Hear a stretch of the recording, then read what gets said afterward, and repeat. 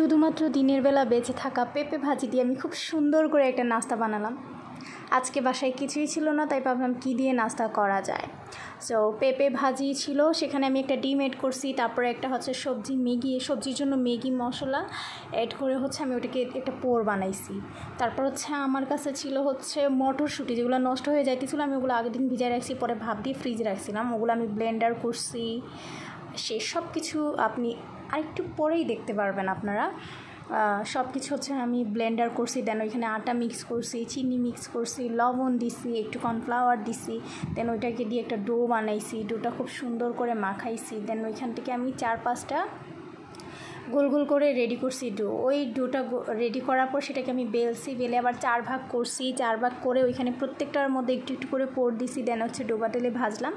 তারপর টেস্টি আমার recipe ready হয়ে গেছে। সো এমন অনেক রেসিপি আছে আমি আগে পরে বানাইছি, ইভেন এখনও বানাই, যা কখনও হয়তো বা আমি তুলে ধরি নাই।